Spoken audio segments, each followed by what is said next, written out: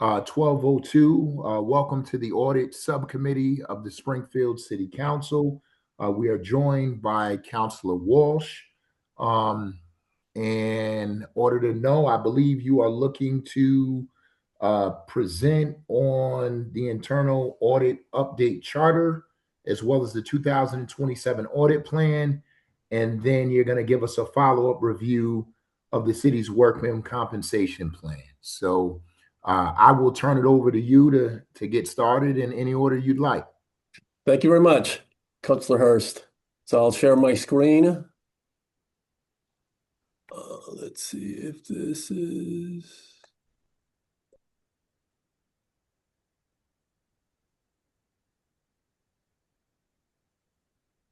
So can you see the internal audit charter on my screen? I can. Yeah, I can see it. Okay, so we'll start off there. So as Councilor Hurst had mentioned, I have 3 items to present. They include the internal audit charter update, the workers' compensation follow-up review, and the proposed FY27 audit plan. For clarity and flow, I'll take the items in a slightly different order than what's listed on the agenda, beginning with the charter. So on page 1 of our charter, the purpose of our charter is a foundational policy. It basically describes why we exist in our authority. So I'm presenting the updated charter to provide some updates as a result of some, confusion on our reporting protocols, especially with the school department and the school committee. The core points in our charter aligns with the Institute of Internal Auditors standards and defines our mission to promote accountability and to prevent fraud, waste, and abuse. We maintain independence by reporting functionally to City Council through this committee and administratively to the mayor. Our authority covers all city departments, including school, with full access to records and personnel to perform audits and investigation. So as I mentioned, the key update, I'll show you page 3, where our reporting protocols are defined. So when we do an audit, we try to find findings and make recommendations, and all of our work is communicated in a report. So we start off with a draft report, and that draft report is shared with management so they could review it, validate it, and provide responses as to whether they agree with the finding and recommendation. Once they've reviewed it, they send us back a revised draft report, and we then share it with city administration, the mayor's office, CAFO, for their general awareness. Those audits that pertain to the school department, we send draft reports or present draft reports to the superintendent and present the draft report to the school committee.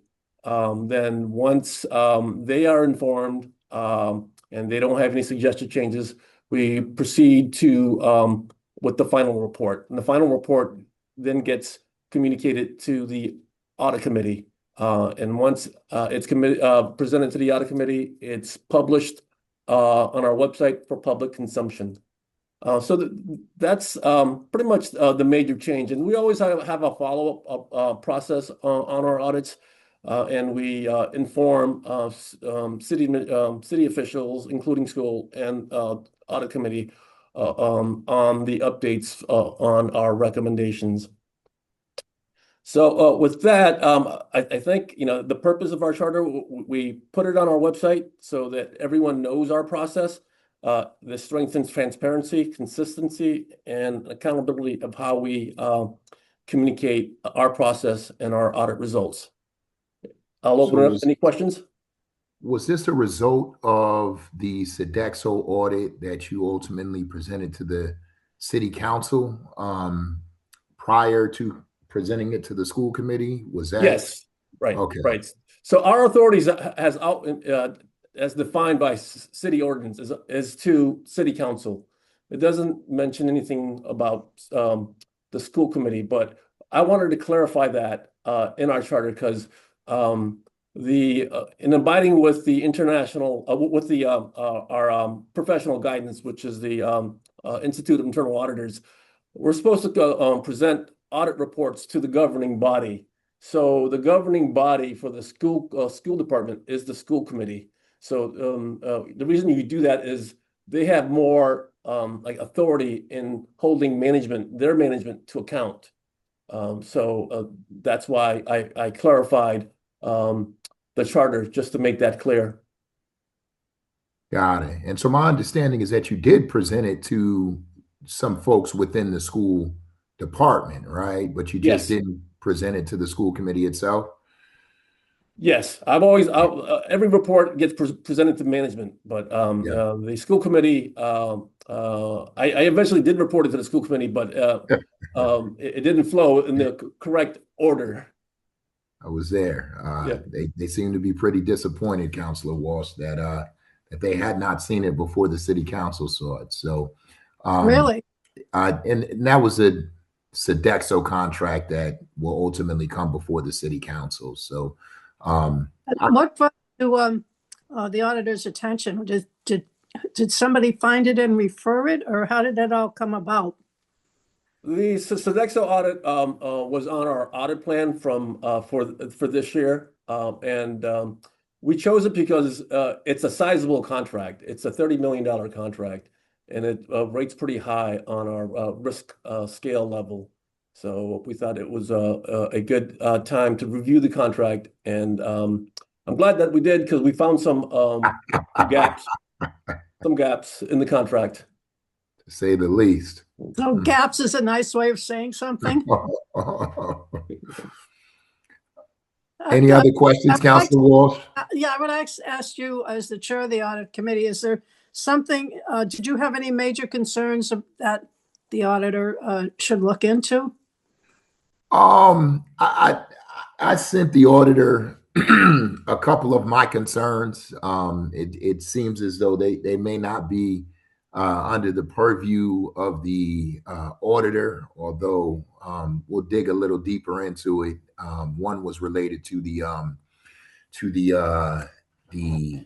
potential auditing of the election commission, and then the other one was related to the Parks Department and the contracts around mowing the facilities for the Parks Department.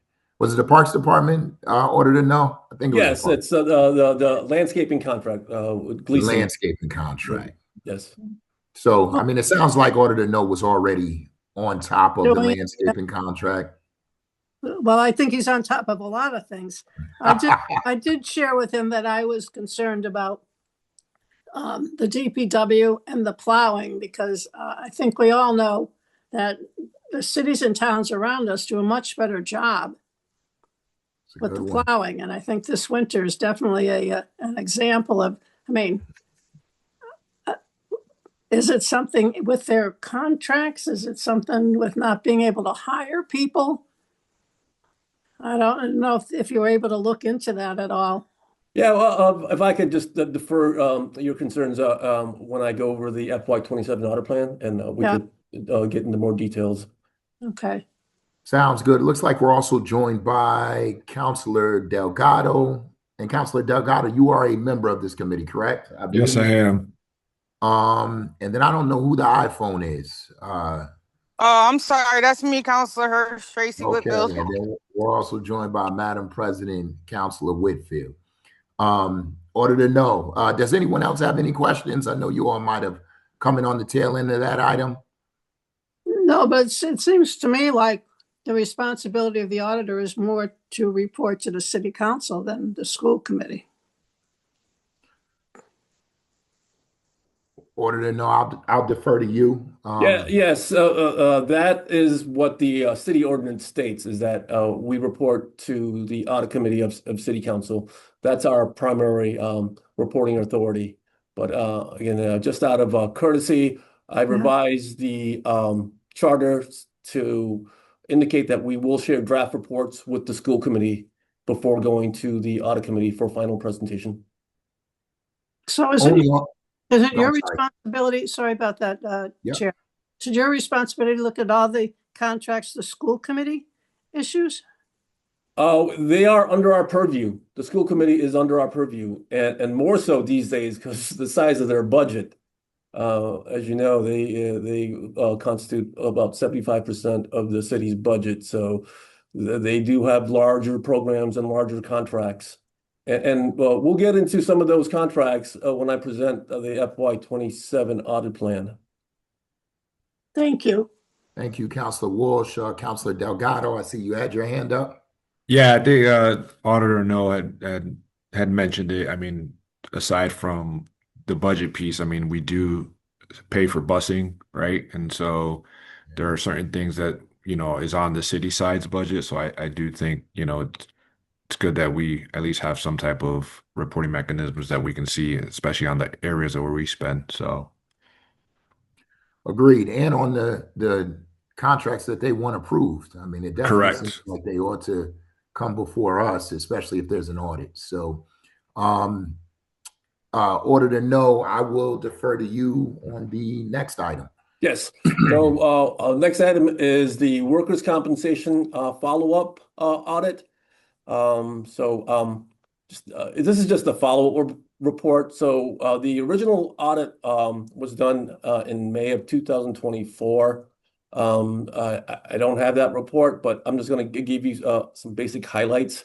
So the city spends about 1.8 million annually on workers' compensation, which is administered by a third party, Future Comp. So the Future Comp handles all the claims, payouts, and establishes the liability for potential payouts.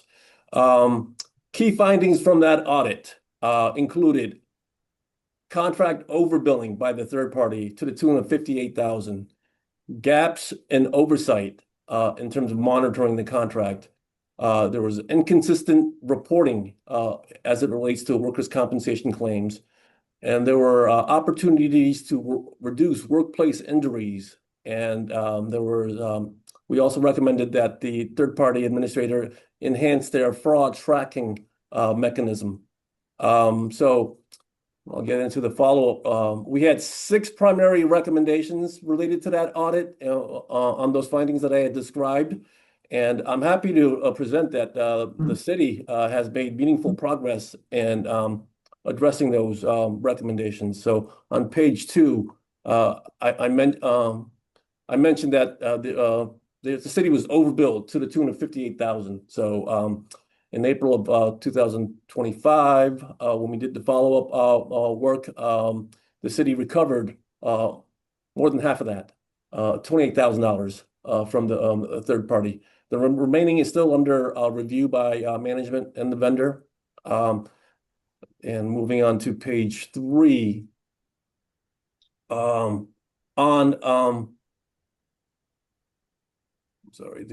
think the monthly billing is on page 3 here. So part of the issue with the third-party administrator was that the billing process was not transparent. So you couldn't tie out the fees that they're billing for to the contract. So it made it very difficult to ensure that the billing was accurate to the city. So we recommended that they break out every charge and make sure that the rate that they're charging agrees to the contract. And that's a key revision that they had made when we did the follow-up. So that's a vast improvement because it makes vouching those invoices much easier when you have the rates broken out in the invoice. Let's see, I want to turn your attention to page 4. So as part of the contract with the TPA, the third-party administrator, they're supposed to make recommendations on loss control because they see what types of injuries are occurring. And if there are recommendations that they see, they should be making them in writing to the city. So that's something that they've implemented as well, is these formal recommendations. Things that are in process include better incident reporting. So when someone gets injured, right, a worker gets injured, they're required to fill out paperwork, an incident report. So that gets turned over to the third-party administrator. Along with that, the supervisor is supposed to fill out an incident report. So when we did our initial audit, we noted that these supervisor reports were not necessarily being completed. That report's crucial to understand the cause of the injury. And as part of the process in processing these claims, that report should be on file. And we noted those reports weren't necessarily on file. The city's remediation was to hire or to have the safety coordinator ensure that these forms are being received. But when we did the follow-up, there were still gaps in making sure those supervisor reports were on file. And the city's continuously addressing this. Right now, they don't have that safety coordinator in place. That person had just left. So they're in the process of hiring someone new to ensure that that's one of their core responsibilities. Likewise, with the safety coordinator, we had recommended that this person provide training to those departments that incur the most injuries: school department, DPW. Those two departments make up about over 7% of the workers' compensation claims. So we recommended that the safety coordinator target training to those two departments, but that's still You said 7% auditor no? It's over 70% of the workers' comp. 70, 70, okay. yep. That come from those two departments. Got it. Well, sorry, Councilor Walsh? yeah, what all are right. examples of workers' comps claims in the school department? I can say on DPW. Teachers breaking up fights and getting injured. Really? Breaking up Good fights, one. slipping on ice. Good one. So, but a lot of a lot involve, I guess, students trying to break up fights and keeping students safe. Got it. Madam President Whitfield, I see your hand raised. Thank you. Auditor, no, do you know how long a person can be on workers' comp before like a department can replace them? I think there's a process, but I don't know offhand. And that's something that can get more details from you at a later point. But this review strictly focused on the contract with the third-party administrator. Yeah, because I just been getting like complaints, like people are on workers' comp and then they're fired, and then there's a lawsuit or something, or they're gonna file a lawsuit or something. There's specific requirements in terms of or in protocols in terms of when someone gets off of workers' compensation. Okay, thank you. If you could find that out, that'd be wonderful. Sure. Thank you, Madam President. Auditor no. Okay, so if no one has any additional questions, I'll move on to the next item on the agenda, and that's the FY27 audit plan. Let's do it. Okay. So I'll start out with our first. I want to give kudos to my staff. So we're a small department, and my department consists of Cecilia Goulet, who's the audit manager, and Erica Wallace, the auditor. And our success could not be possible without their dedication and effort. So I want to praise them for their good work. No, I'm sorry. Before you get started, are you able to quantify at the end of the year how much you've saved the city? Just based off of your audits, and I only ask that because I just feel like with more staff, you would be even more effective in terms of making sure that we had the proper checks and balances in place to not lose money. Right.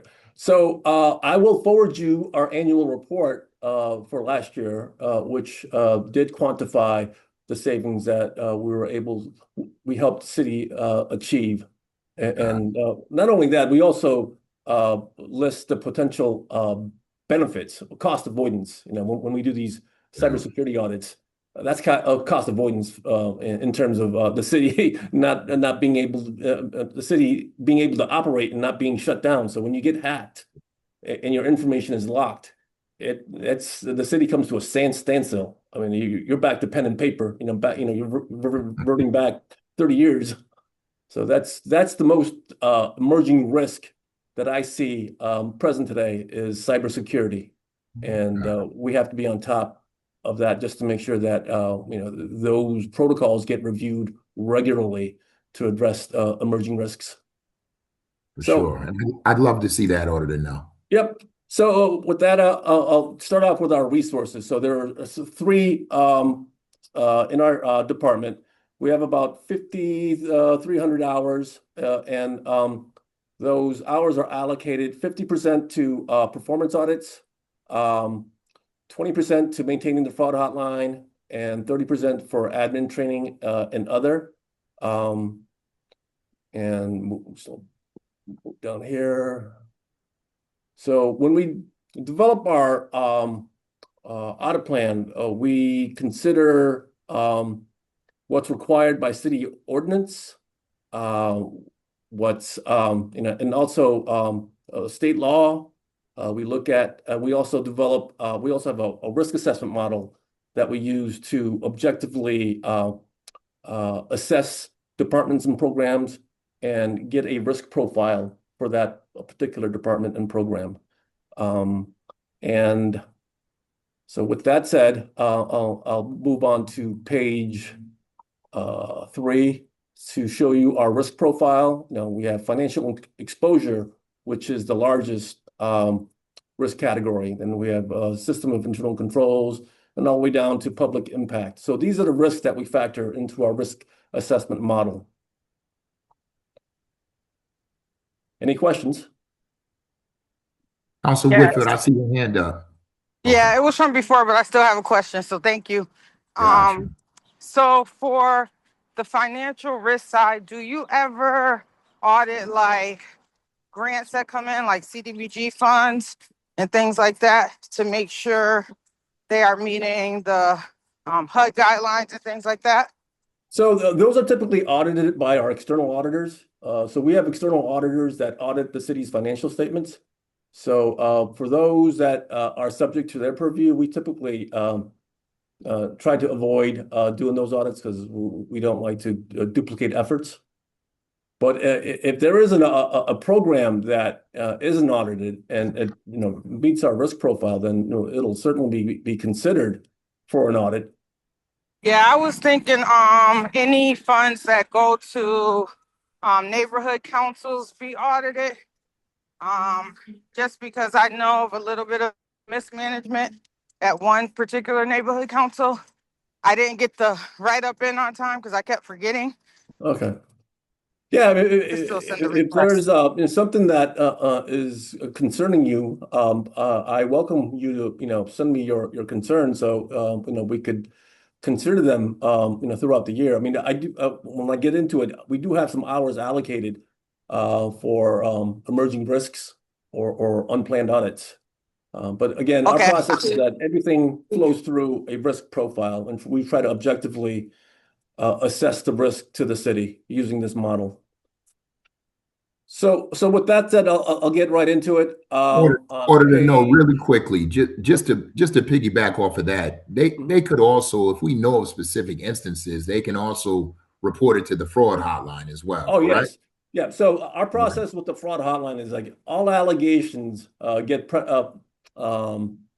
verified. We look into it if there's any substance to the allegation. If it's we call that predication. So and once it's predicated, then we'll move on to phase 2 to actually conduct investigation. So just for and sometimes these allegations they happen in spurts and fits. We may get one during 1 month or 5. So it all the timing of the work varies, but our process is to always address them and to make sure that there's the allegation can be substantiated before doing a full-blown investigation.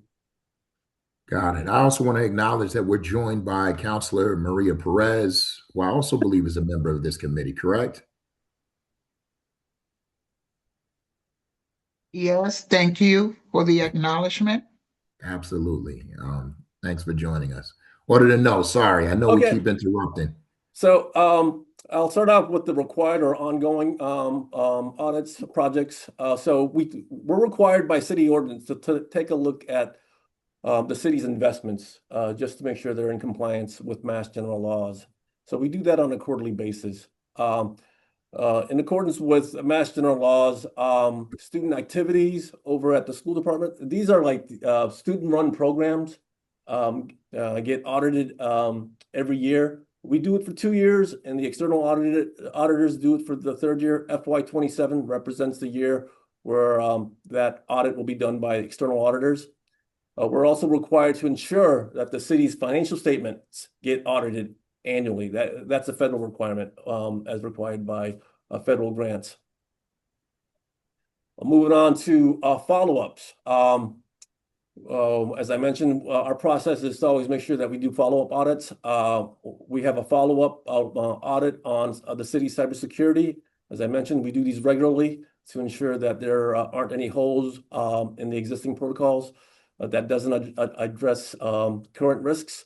And that's subject upon funding. I mean, we have to coordinate with the CAFO's office just to make sure we have the appropriate funds, but it's usually built into our budget.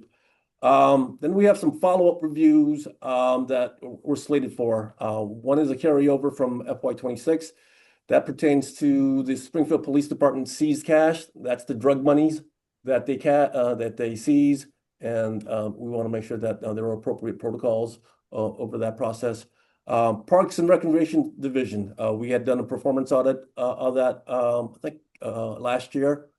Health insurance benefits review. So that's a huge program, and the city's health insurance. So we want to make sure that accounts are reconciled and there isn't anything or any gaps in the monitoring process. When systems fail with health insurance benefits, they tend to be large because they're systemic. So they go on, months, years if an error gets. So that's always a high risk item for us to review. And lastly, for a follow-up review, we're doing food service management agreement. That contract is right now, I believe, going to be renewed later this year. So all the recommendations that we made from the past contract review, we want to make sure that they've been addressed and implemented. And moving on to performance audits, which is a carryover from FY26. Street lights, maintenance. We want to make sure that the lights are being adequately maintained, and there are repair protocols for those lights that aren't.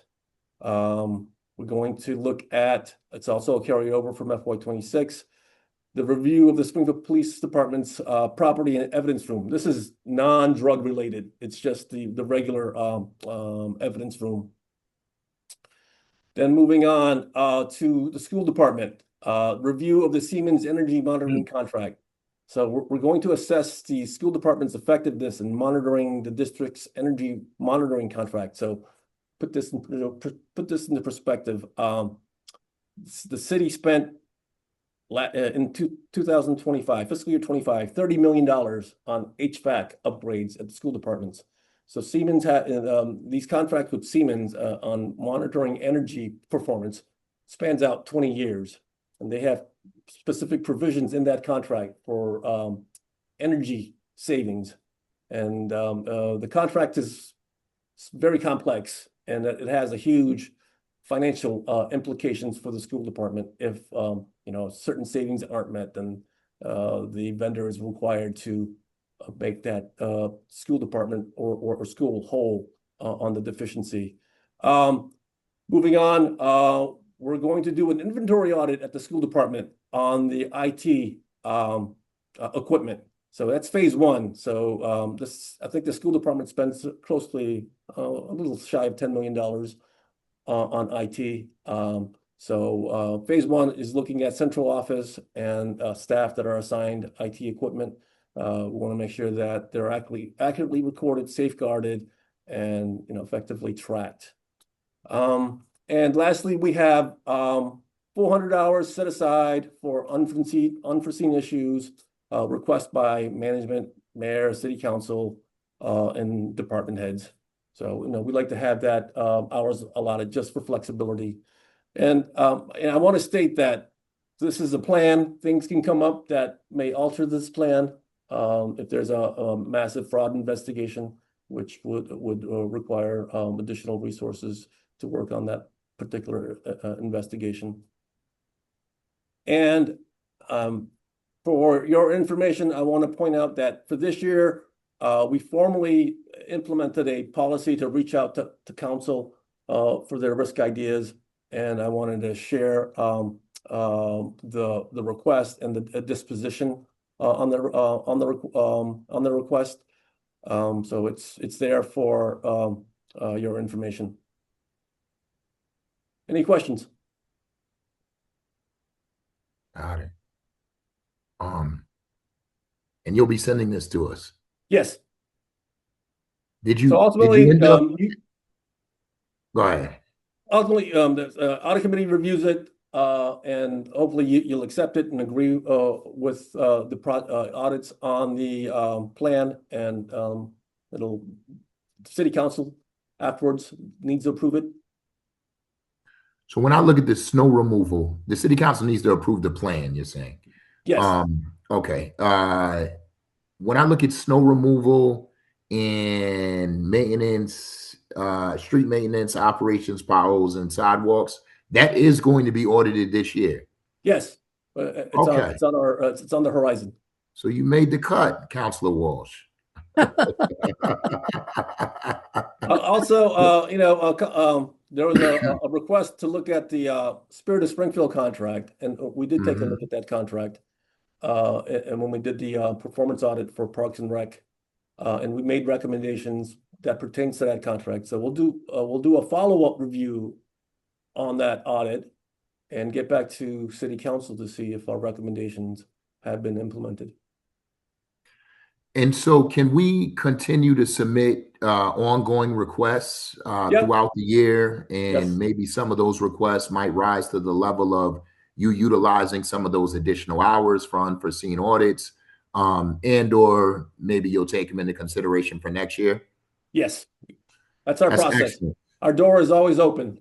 That's excellent. That's excellent order to know. And I just want to thank you for sure for coming up with the sort of protocol for us to be able to submit potential audit requests to you. I hadn't seen that. Maybe you all have been doing that the last couple of years that I was not here, but I love it, and it gives us an opportunity to actually be involved in what gets audited, which I think is super important. So, if I Councilor Walsh. Yes, if I might be able to make a comment. I got to say, I am amazed and impressed that Auditor No and two other people have this gigantic responsibility for all these contracts, and they're able to implement and review all these plans. I think I agree with you, Councilor Hurst, that they need more personnel in their office. It's amazing they've done all this with 3 people. Yeah, Of course, two of them are women. 2 of them are women, so here we go. Yeah. Yes, very good. They're very good at what they do. Yep. But it's very impressive what you've done. Well, thank you. I would agree. Councilor Perez. To echo what my colleague Walsh is saying, not only is the way of the display of the report is very understandable. It is not a jogging report is clearly because it gives us the tool to see the progress as well, you know, and where areas are needed for the audit committee to discuss if it comes to high risk. So I thank you very much for the type of report that you present to us that is very clearly. Thank you. Thank you. Yeah, I agree. I mean, I think you guys are killing it, Auditor No. And there's a reason why I like being a part of the audit committee, or certainly if I'm not a part of it, attending these meetings, because they're super informational and they're much needed. So we appreciate you. We appreciate the support of City Council and the Audit Committee. Are there any other questions from councilors? Going once, going twice. Can we have a motion to adjourn? So moved. Motion made by Councilor Delgado, seconded by Maria Perez. Maria Perez. All in favor, say aye. Aye. Aye. Ayes have it. Thank you so much, Auditor No. You all enjoy the rest of this beautiful day.